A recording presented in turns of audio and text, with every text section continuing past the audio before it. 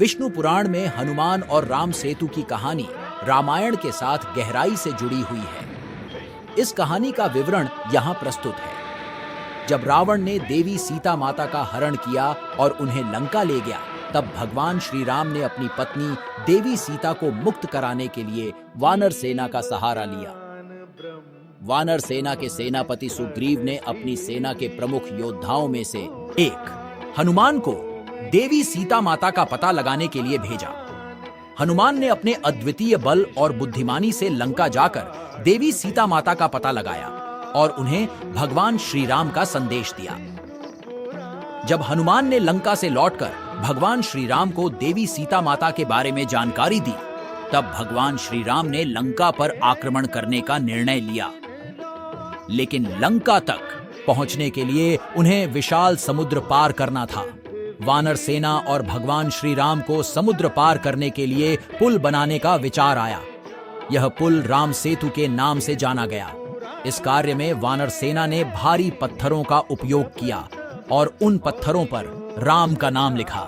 कहते हैं कि भगवान श्री राम के नाम का प्रभाव ऐसा था कि पत्थर पानी पर तैरने लगे। हनुमान ने इस कार्य में महत्वपूर्ण भूमिका निभाई। हनुमान ने बड़े बड़े पर्वतों और पत्थरों को उठाकर समुद्र में रखा। हनुमान की शक्ति और समर्पण के कारण ही यह असंभव सा कार्य संभव हो सका। वानर सेना दिन रात मेहनत करके राम सेतु का निर्माण करती रही। कुछ कथा स्रोतों के अनुसार नल और नील नामक वानर इस पुल निर्माण के प्रमुख थे। उनके द्वारा निर्मित पुल ने भगवान श्री राम और उनकी सेना को लंका पहुंचने का मार्ग प्रदान किया।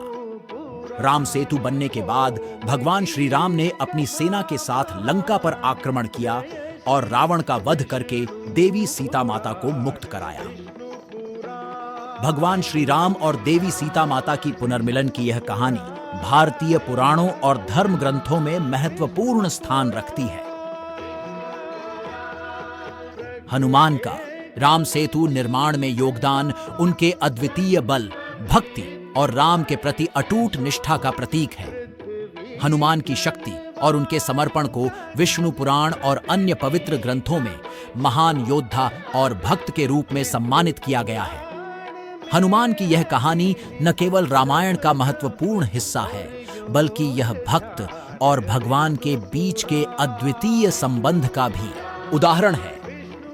राम सेतु की कहानी हमारे जीवन में यह संदेश देती है कि कठिनाइयों का सामना करने के लिए विश्वास, समर्पण और एकता आवश्यक है। हनुमान की अदम्य शक्ति और उनके द्वारा दिखाए गए साहस ने यह सिद्ध कर दिया कि जब हम एक सच्चे उद्देश्य के लिए समर्पित होते हैं, तब कोई भी कार्य असंभव नहीं होता।